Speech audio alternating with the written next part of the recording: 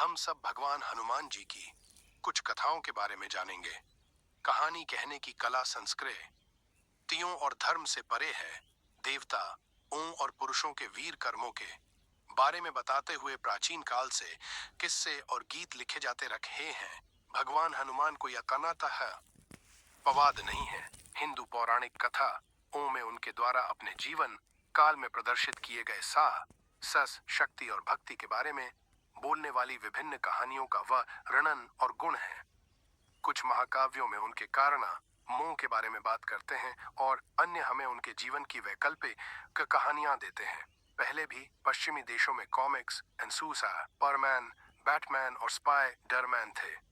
हमारे पास हमारे बहुत ही देसी सुपर हीरो हनुमान थे। एक अच्छे खिलाड़ी की तरह वह एक बेहतरीन ऑलराउंडर थे।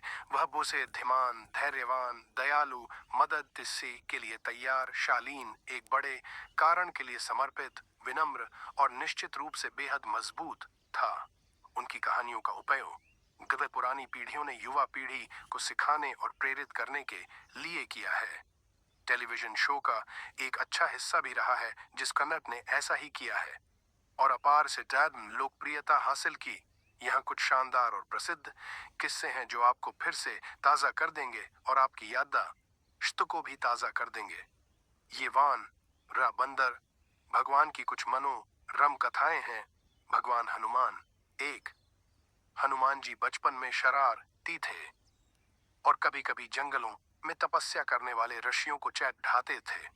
उनकी हरकतों को बेकदर उपमा पत्नी मुकुम में सहनीय पाकर, लेकिन यह महसूस करते हुए कि हनुमान एक बच्चे पाए थे, ऋषियों ने उन्हें एक हल्का श्राप दिया जिसके कारण वे अपसा निक्षमता शक्तियों को याद नहीं करते के हुटुशि पा रहे थे जब तक कि कोई अन्य व्यक्ति उन्हें याद न दिलाए कि हम किष्किंधा कांड और सुंदर कांड में शाप पर प्रकाश डाला गया है।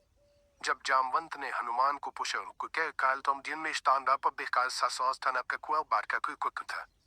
न की क्षमताओं की याद दिलाई और उन्हें सीता को खोजने और खो की सींचने के लिए प्रोत्साहित किया। एद हनुमान जी बचपन में शरारती थे और कभी कभी जंगलों में तपस्या करने वाले ऋषियों को चिढ़ाते थे। उनकी हरकतों को असहनीय पाकर लीके सिक्के माता अमीर आसाद लेकर है न यह महसूस करते हुए कि हनुमान एक बच्चे थे, ऋषियों ने उन्हें एक हल्का श्राप दिया जिसके कारण वे अपनी क्षमता शक्ति यों को याद नहीं कर पा रहे थे जब तक कि कोई अन्य व्यक्ति उन्हें याद न दिलाए।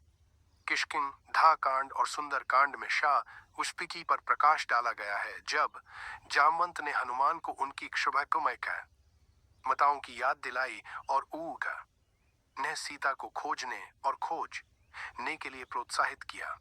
2, भगवान हनुमान जी और भानुमति थे। गवान भीम दोनों भाई थे। हनुमान जी को भीम का भाई भी माना जाता है क्योंकि उनके एक ही पिता वायु थे। पांडवों के वनवास के दौरान हनुमान मोसी न अपने अहंकार को वश में करने के लिए भीम को एक कमजोर हृदय और वृद्ध बंदर के रूप में प्रकट होते हैं। हनुमान अपनी पूंछ के साथ भीम के रास्ते को अवरुद्ध करते हैं। अपनी पहचान से अन्ना मेरी लेकिन जान भीम ने उसे रास्ते से हट जान के लिए कहा।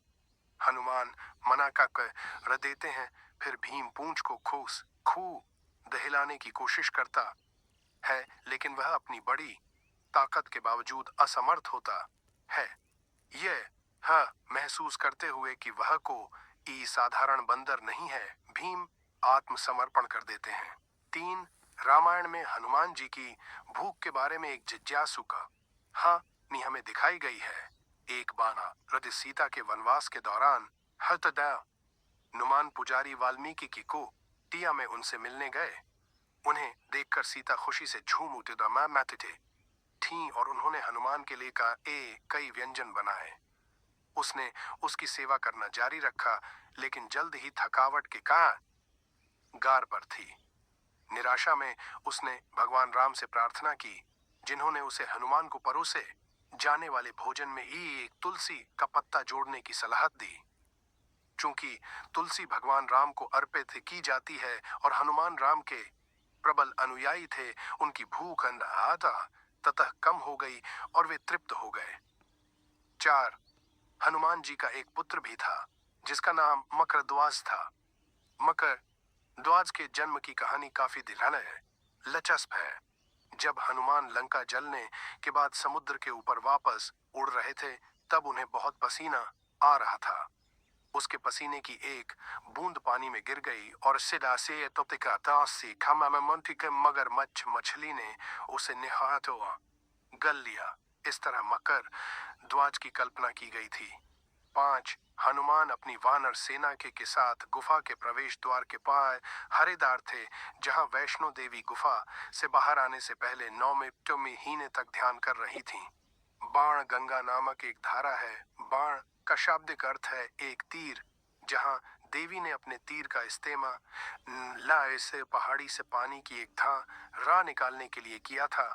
जब ने बुदानस बेदा का वह प्यासा हो गया तो हनुमान की प्यास बुझाने के लिए वैष्णो देवी ने उनसे भैरवनाथ को अपने पास छोड़ने के लिए कहने से पहले हनुमान ने भी भैरवनाथ से युद्ध किया। 6. राम की मृत्यु नहीं होगी क्यों कि हनुमान यम मृत्यु के देवता को राके पर दावा करने के लिए अयोध्या में प्रवेश नहीं करने देंगे।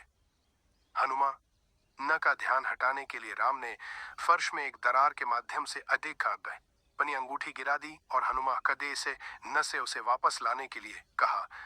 रास्ते में हनुमान नागों का सीते की भूमि पर पहुंचे और राम की पेतसी अंगूठी की खोज के लिए अपने रानी की माता जा की सहायता मांगी। राजा कराक ने हनुमान को छल्लों से भरी कवायद तिजोरी दिखाई जो सभी रात अलबी माँ की थी। उन्होंने हनुमान से कहा हाँ कि जब समय के चक्र में जब कैसा भी एक राम को मरना होता है तो वह दरार के नीचे एक अंगूठी गिरा देता है ताकि एक हनुमान को उसके पहरे से हटा दिया जा सके। दास को पकड़कर और गन्ने हरे दुखी हनुमान वापस पृथ्वी पर आ गए। हम आशा करते हैं कि आप जहां भी जाते हैं भगवान हनुमान का आशीर्वाद आपका अनुसरण करता है और वे आपको सुरक्षित, खुश, स्वस्थ और समृद्ध रख सकते हैं। जय बजरंग बली। हनुमान जी के ये प्राचीन मंदिर उनकी भक्ति और शक्ति के प्रतीक माने जाते हैं। कलयुग में यहाँ विराजते हैं हनुमान जी। हनुमान के डर से यहाँ नारी बन के बैठे हैं शनिदेव। देश 3 चमत्कारी हनुमान मंदिर। यहाँ से कोई खाली हाथ नहीं गया। यहाँ सिर्फ एक नारियल चढ़ाक होगी हर मनोकामना पूरी। यहाँ से कोई खाली हाथ नहीं गया। यहाँ सिर्फ एक नारियल चढ़ाक